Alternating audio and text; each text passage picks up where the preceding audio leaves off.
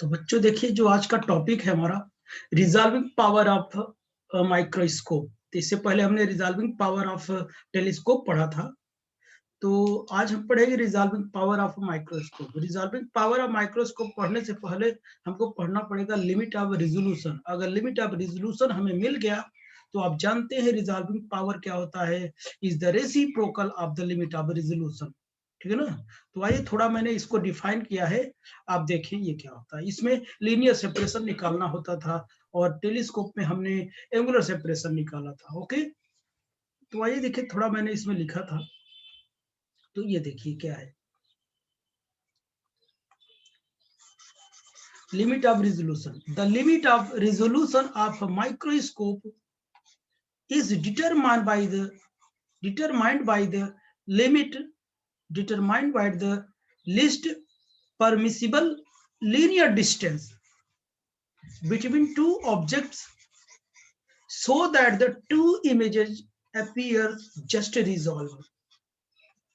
ठीक है ना। तो वो लीनियर परमिसिबल लीनियर डिस्टेंस होता है, यानी देखिए linear distance permissible linear distance होता है, और जिससे क्या होगा, टू इमेजेस क्या हो जाए, जस्ट रिजॉल्व हो जाए। अगर ये लीनियर डिस्टेंस हमको मिल जाए तो क्या हो जाएगा, रिजॉल्विंग पावर मुझे मिल जाएगा, क्योंकि the reciprocal of the limit of resolution होता है। ठीक, तो आइए हम लिमिट ऑफ रिजोल्यूशन निकालते हैं, लीनियर सेपरेशन निकालते हैं। देखिए कैसे निकलता है वो। ओके, तो आइए इसका हम इंस्ट्रूमेंटल सेटअप देखते हैं। तो हमारे पास क्या है बच्चों, टेलीस्कोप है, सॉरी माइक्रोस्कोप है। तो देखिए माइक्रोस्कोप का तो कंस्ट्रक्शन आप जानते हैं। तो यहाँ माइक्रोस्कोप बनाना मुद्दा नहीं है, वो आप लोग जानते हैं कैसे बनाया जाता है। ये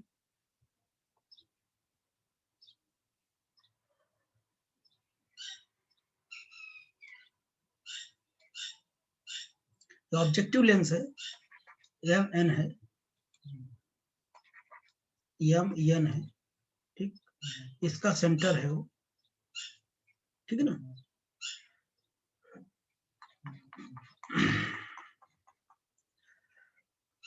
तो माइक्रोस्कोप आपने देखा होगा किस टाइप से होता है। आगे वाला जो लेंस होता है स्मॉल होता है ना, स्मॉल फोकल लेंथ का होता है, और जो आई की तरफ होता है लार्ज फोकल लेंथ का होता है। यहाँ आंख से आप लोग क्या करते हैं, उसको देखते हैं, ठीक, किसी ऑब्जेक्ट को।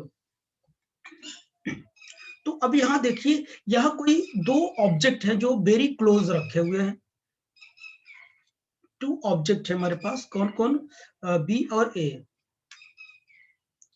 ए और B two very close object है। एक बी है और एक क्या है, ए है। ठीक है ना। तो अब यहां से देखिए, तो जब यहां से क्या करेगी, लाइट चलेगी, ए से क्या करेगी, जब लाइट चलेगी, यानी ए ऑब्जेक्ट से जब लाइट चलेगी, देखना इधर, यहां से ऐसे चलेगी, यहां से ऐसे ऑब्जेक्टिव लेंस पर पड़ेगी, ऑब्जेक्टिव लेंस पर पड़ेगी, तो ये सीधे ऐसे निकल जाएगी, सीधे ऐसे क्या कर जाएगी, निकल जाएगी। और ये भी क्या करेगी, टेलीस्कोप के बाद जब क्या करते हैं, आई पर पड़ेगी तो क्या करेगा, इस ऑब्जेक्ट का क्या करेगा, एक इमेज बनाएगा। क्या करेगा, एक इमेज बनाएगा। यानी ए का ए डैश इमेज बना, ए का ए डैश इमेज बनेगा। ओके बच्चों, ए का ए डैश क्या करेगा, इमेज बनेगा। ठीक, अब देखना आप लोग, इसका तो बन गया, लेकिन इसी तरीके से क्या करेगा, बी बी ऑब्जेक्ट जो है ये बहुत क्लोज डिस्टेंस पर रखे हुए, ये जो ऑब्जेक्ट है हमारे बहुत क्लोज डिस्टेंस पर रखे हुए हैं। आप इसे ये जो ऑब्जेक्ट है बहुत क्लोज डिस्टेंस पर रखे हैं, इसकी डिस्टेंस जो है हमारी कितने है, डी है। यही लीनियर सेपरेशन है, यही हमको कैलकुलेट करना है। ठीक है ना। एक ऑब्जेक्ट ये है, एक ऑब्जेक्ट ये है। अब देखिए, जब इससे लाइट आएगी, जब इससे क्या करेगी, लाइट आएगी, इससे भी तो लाइट आएगी, इससे भी लाइट आएगी, और क्या होगी, एक लाइट इधर से आएगी तो क्या करेगी, इधर से आएगी और क्या करेगी, ऐसे आएगी। ठीक है ना। यहां से भी क्या करेगी, ऐसे आएगी लाइट, ऐसे आएगी और जाके यहां पर क्या करेगी, वो फोकस होगी। इसका मतलब यहाँ पे जो इमेज बनेगा वो क्या होगा, बी का होगा, बी डैश का इमेज होगा, यानी ये भी क्या होगा, बी का इमेज होगा। यानी ये ए का इमेज यहां बना, बी का इमेज यहां पर बना। ठीक, तो ये कंस्ट्रक्शन आपको समझ में आया हो। ठीक बच्चों, ये बात समझ में आई। तब आगे देखिए आप लोग, अब हम लोग क्या करेंगे, हमको रेजोल्यूशन निकालना है। उसके लिए हमको पाथ डिफरेंस चाहिए, उसके लिए हमको क्या चाहिए, पाथ डिफरेंस चाहिए। अब पाथ डिफरेंस पहले ऑब्जेक्ट क्या करते हैं कि हम लोग बी के लिए देखते हैं, देखिए कौन सी जो रे है वो ग्रेटर है, पाथ डिफरेंस कितने का है, ये वाली ब्लू वाली लाइन देखिए। अगर मैं ये बी एन बी डैश में से क्या करूं, बी एम बी डैश को सब्ट्रैक्ट कर दूं तो मुझे मिल जाएगा पाथ डिफरेंस, पाथ डिफरेंस मिल जाएगा हमको। तो यहां से देखिए जो पाथ डिफरेंस है वो कैसे निकालेंगे हम, पाथ डिफरेंस, पाथ डिफरेंस बताओ, पाथ डिफरेंस कैसे निकलेगा, अब देखना कैसे कैलकुलेट करूंगा मैं इसे, पाथ डिफरेंस बताना। देखना मैं क्या कह रहा हूं, B N plus N A dash minus B M plus M A dash. देखिए मैंने कहा ना, देखिए ये बी एन, ये वाली लाइन, ये वाली लाइन देख रहे हो ना, ये वाली लाइन, बी एन प्लस कितना, बी एन प्लस क्या, एन ए डैश, ये वाली लाइन देख रहे हैं ना, B N plus N A dash में से मैं क्या करूं, इसको सब्ट्रैक्ट कर दूं, बी एम प्लस क्या, बोलो एम ए डैश। ये पूरी लाइन ग्रेटर दिख रही है, ये वाली जिसमें पेन चल रही है, देखिए ये ग्रेटर है, इससे ग्रेटर है कि नहीं, बोलिए। तो इसमें से भाई ये इतना इधर भी ग्रेटर है, ये इतना ग्रेटर है, मान लो ये तो दोनों इक्वल है। ठीक, तो कितना ग्रेटर है वही हमको क्या करना है, सब्ट्रैक्ट करना है। तो अब आप बताना,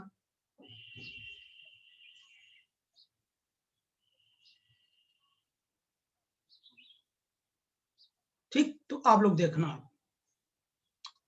अकॉर्डिंग टू फिगर देखें आप लोग, अकॉर्डिंग टू फिगर देखें,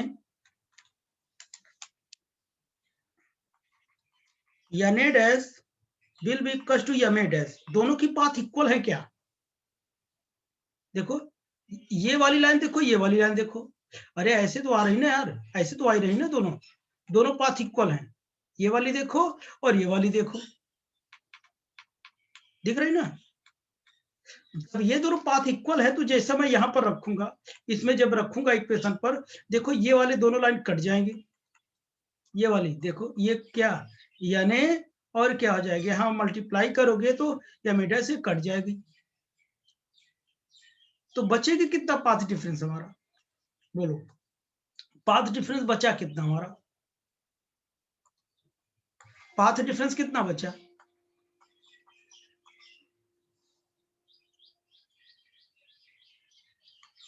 पाथ डिफरेंस कितना बचा बोलो, बी एन माइनस कितना हो जाएगा, बी एम। अब तो सिंपल हो गया यार बच्चों, देखो अब क्या, B N minus B M, अब B N minus B M कितना आ गया देखो, मतलब B N minus B M. अब क्या देख रहे हो, अब केवल इसी तरफ का रह गया, यानी ये जो बी एम है, सॉरी बी एन में से बी एम को सब्ट्रैक्ट कर दो तो जो बचेगा वही पाथ डिफरेंस है, इतने का ही तो है पाथ डिफरेंस ना। तो देखिए इसको पाथ डिफरेंस निकालने के लिए मैं क्या करता हूँ, एक अलग से फिगर को ड्रॉ करता हूं मैं। ठीक, तो आगे देखना आप लोग, पाथ डिफरेंस, ये मैंने कोई ऑब्जेक्ट लिया, ये बी ऑब्जेक्ट है और ये क्या है, ए ऑब्जेक्ट है। ठीक, और क्या करते हैं कि ये हमने ये केवल ये जो बनाया ध्यान सुनना, ये एम एन है, यानी ऑब्जेक्टिव लेंस का अपर्चर है, बस आधा ही फिगर बना रहा हूं, देखना यहाँ तक का फिगर है, बस यहाँ तक देख रहे हो ना, यम है, यम है, इतना ही फिगर बनाऊंगा मैं उसमें, ठीक, क्योंकि इधर से कोई मतलब नहीं है, इधर का मामला क्लियर हो गया क्योंकि ये दोनों इक्वल हैं, ठीक। तो अब देखना आप लोग, तो क्या करते हैं कि ये एम एन है और ये क्या है, ऑब्जेक्ट है, ये बी और ए ऑब्जेक्ट है हमारा, यहां से रे आई थी ऐसे, बी से आई थी ना, बी से कौन कलर की आई थी रे, हाँ ब्लू ही है, तो ये आई थी, और उसके बाद ए से यहां आई थी, ए से इस कलर की आई थी,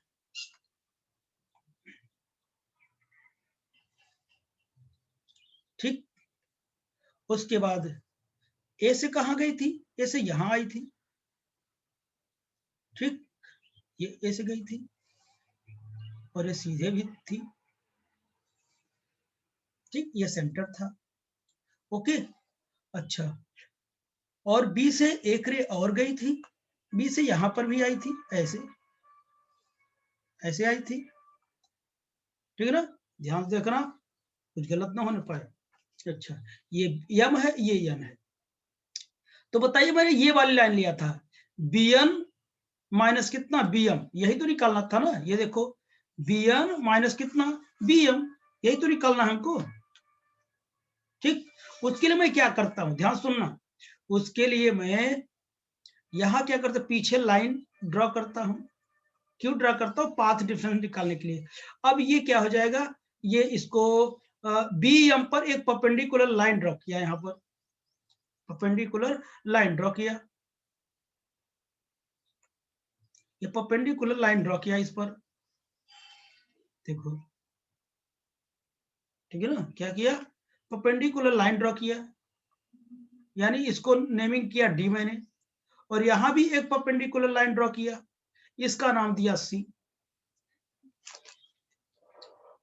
अब जो पाथ डिफरेंस है, इतने का डिफरेंस है, ये पाथ डिफरेंस एक्स्ट्रा है, ये पाथ डिफरेंस एक्स्ट्रा है, अगर ये पाथ निकल जाए तो पाथ में डिफरेंस क्लियर हो जाएगा।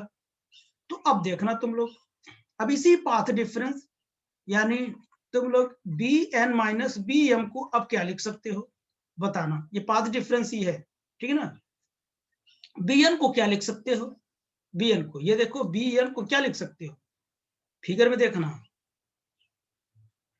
B C plus C N लिख सकते हो, B C plus C N लिख सकते हो ना, देखो B C plus C N minus B M को क्या लिख सकते हो, देखो बी एम को, ये देखो बी एम को क्या लिख सकते हो, बोलो, बी एम को, बी एम को हम लिख सकते हैं डी एम, देखो ये डी एम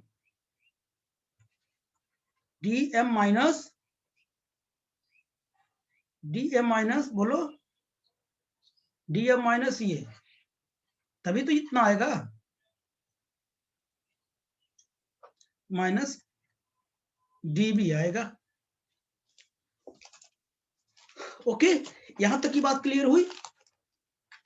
अब आगे देखना तुम लोग, यहां देखना तुम लोग, मैं क्या लिखता हूं, सी एन बराबर ए एन बराबर ए एम बराबर डी एम, सभी के सभी क्या है, इक्वल है, देखो सी एन देख रहे हो ना कहाँ है, देखो सी एन, ये वाली लाइन, ये वाली लाइन, और ये वाली लाइन, देखो बराबर दिख रही ना, ये वाली लाइन, ये वाली लाइन, और क्या, क्योंकि मैंने क्या लिखा, सी एन लिखा, ए एन लिखा, और ए एम कहाँ है, ए एम, ये वाली लाइन ए एम, और क्या है डी एम, और ये वाली लाइन, सभी के सभी क्या है, इक्वल है, जिस पर मैंने परपेंडिकुलर लाइन ड्रॉ किया, सब में सभी के सभी इक्वल हैं, आप देख रहे हैं। तो बताइए, अब यहाँ पे मैं रख दूंगा तो क्या हो जाएगा, पी सी प्लस देखो सी एन, और माइनस कितना हो जाएगा, डीएम, डीएम की जगह सी एन रख सकता हूं, सी एन माइनस कितना डी भी हो जाएगा, ठीक। अब देखो मैं क्या करता हूं, B C plus C N minus C N plus D M, अब CN से CN कट जाएगा। अब जो पाथ डिफरेंस हमारा होगा कितना हो जाएगा, BC प्लस कितना DM। अब मामला हमारा चेंज हो गया। देखो यही एक्स्ट्रा मैंने लिखा था, ये BC और क्या DM, तो सॉरी BC DM नहीं DB है बच्चों, ये क्या है DB है, यहाँ DB लिखा था ना, तो क्या हो जाएगा DB हो जाएगा। ठीक, देखो यही पाथ BC और कितना BC और DB यही एक्स्ट्रा था, मैंने बताया था। अगर ये दोनों मिल जाए तो काम हो जाए। ठीक, अच्छा अब बताओ जो हमारा पाथ डिफरेंस है, न्यू पाथ डिफरेंस कितना आया,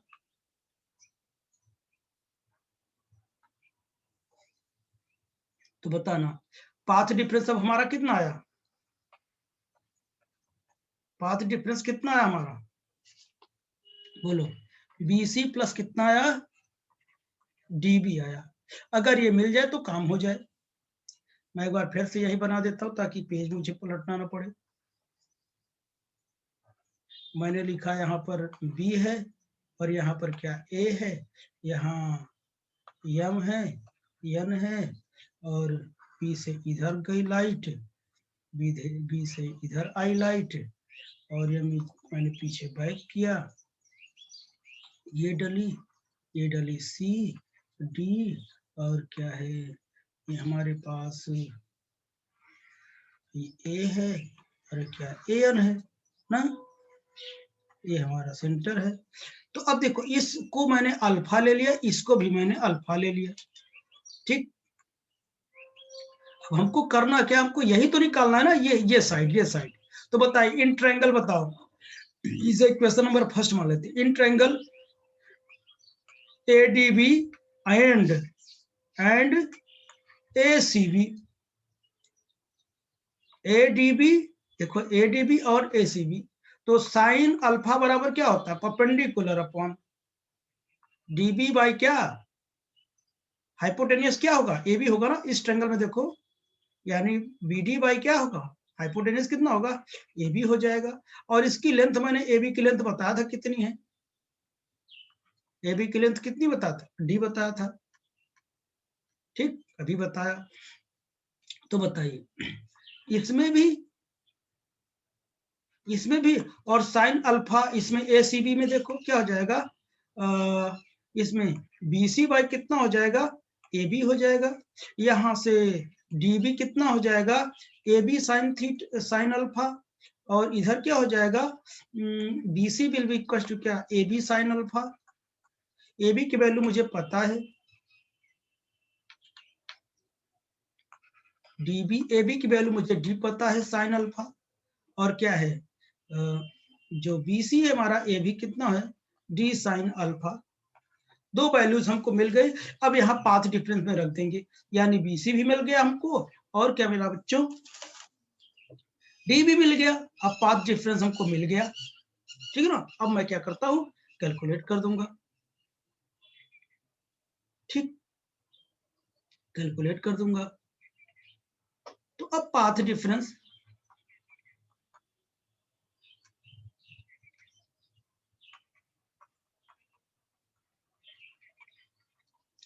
पाथ डिफरेंस हमारा आएगा कितना है BC प्लस कितना DB, और ये मिल गया मुझे D sine alpha plus D sine alpha कितना 2D साइन अल्फा, आ गया ना। तो ये हमारा पाथ डिफरेंस है, क्या हमारा पाथ डिफरेंस आ गया, ये हमारा पाथ डिफरेंस आ गया,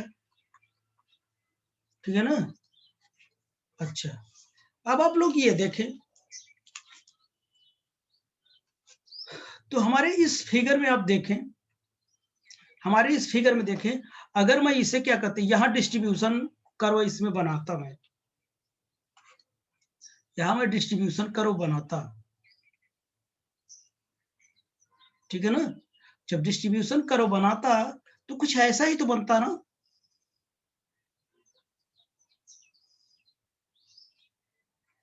ऐसे तो बनता। अगर ऑब्जेक्ट ए के लिए बनाता तो ऐसे ही तो बनता,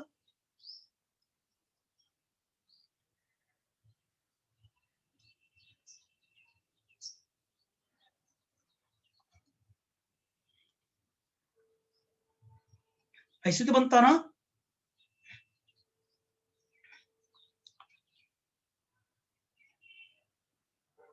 तो बताना, आप लोग बताओ, ये ए डैश है और ये बी डैश है, देखो यहाँ पर ये, इसका ए के मैक्सिमा का जो सेंटर है दूसरे वाले के मिनिमा से मिल रहा है, देखो, और बी का जो सेंटर है पहले वाले मिनिमा से मिल रहा है। यानी इसका मतलब क्या, जो हमारा इमेज होगा वो क्या होगा, जस्ट रिजॉल्व होगा। यानी क्या होगा, जस्ट रिजॉल्व होगा। यानी इसका मतलब ये जो हमारा इमेज बनेगा कुछ ऐसा बनेगा।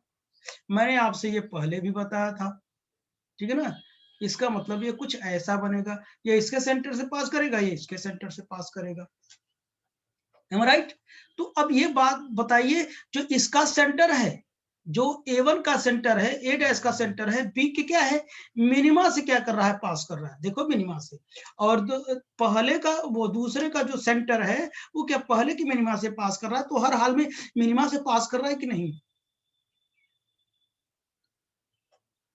बोलो, हर हाल में मिनिमा से पास कर रहा है कि नहीं। जब मिनिमा से पास करेगा तो मिनिमा की कंडीशन के लिए हम पाथ डिफरेंस कितना लिख सकते हैं, इतना लिख सकते हैं ना, 2d साइन अल्फा, कितना लिख सकते हैं बोलो, 2d sine alpha will be equal to L lambda. लेकिन फॉर फर्स्ट मिनिमा के लिए, पहले मिनिमा तो कौन साइड कर रहा है, फॉर फर्स्ट मिनिमा के लिए, यानी कि वैल्यू कितनी हो जाएगी, 1 हो जाएगी। तो 2d sine alpha will be equal to कितना हो जाएगा, लैम्डा हो जाएगा। हो गया। तो अब देखना आप लोग, तो यहां से हमको डी निकालना है, यहां से हमको क्या निकालना है, डी निकालना है। जब डी निकालना है तो अब बताना आप लोग, यहाँ 2d sine alpha will be equal to lambda, तो d will be equal to lambda by 2 sine alpha, ठीक। लेकिन अकॉर्डिंग टू एरी उन्होंने कुछ करेक्शन भी किया था, अकॉर्डिंग टू एरी,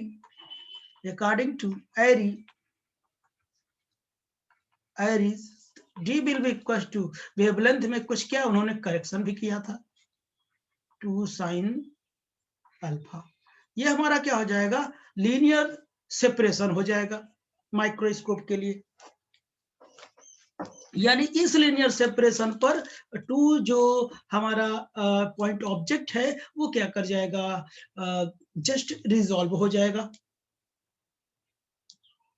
क्या हो जाएगा बच्चों, जस्ट रिजॉल्व हो गया था। और उन्होंने ये भी बताया था, क्या कहते हैं, रेक्टेंगुलर के लिए इतना आता था, सर्कुलर के लिए ये करेक्शन उन्होंने बताया था, ठीक है ना। तो ये क्या करेगा, तो ये 1.22 lambda by 2 sine alpha, okay. तो अब देखिए यही एक्सप्रेशन हमारा क्या है, लिमिट ऑफ रेजोल्यूशन। तो देखिए d will be equal to 1.22 lambda by 2 sine theta sine alpha. This is the expression for, this is the expression for this is the expression for limit of resolution,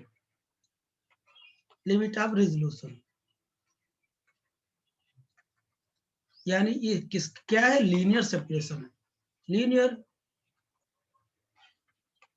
इस पर object हमारा resolve हो गया। ये क्या, mu is the refractive index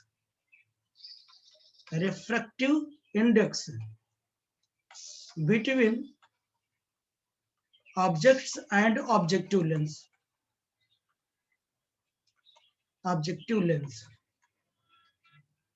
then separation, linear separation कितना हो जाएगा, d will be equals to 1.22 lambda by 2 mu sine alpha. अगर ऑब्जेक्ट और क्या करते हैं, वो ऑब्जेक्टिव लेंस के बीच अगर रिफ्रैक्टिव इंडेक्स कितना हो, म्यू हो, मतलब मीडियम का, तो हम क्या करेंगे, इसको हम रख देंगे।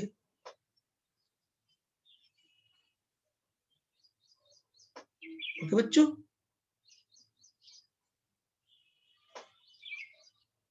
मीडियम का रिफ्रैक्टिव इंडेक्स है ये, ठीक ना। अगर अमूमन एयर होगा तो 1 रखेंगे, ज्यादातर एयर ही माना जाता है, ठीक। तो ये बात हो गई। अब हम क्या करेंगे, रिजॉल्विंग पावर निकालेंगे। Resolving power, power of microscope, resolving power of microscope, तो कितना हो जाएगा, आप जानते हैं आरपी, आरपी क्या, आरपी रिजॉल्विंग पावर 1 बाई कितना होगा, लिमिट ऑफ रिजोल्यूशन होगा, limit of resolution, limit of resolution. तो आरपी जो आएगा हमारा 1 by 1.22 lambda by 2 sine alpha.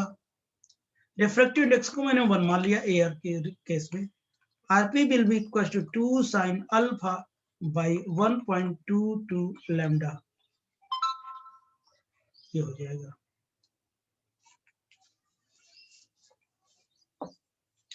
ठीक बच्चों, और एक बात और, जो हमारा ये जो वैल्यू होगा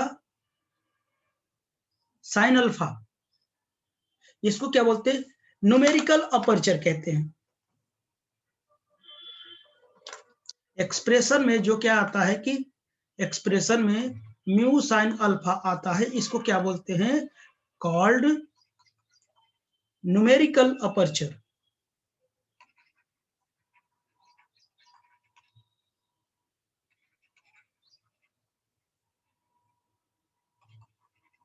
न्यूमेरिकल अपर्चर कहते हैं इसको।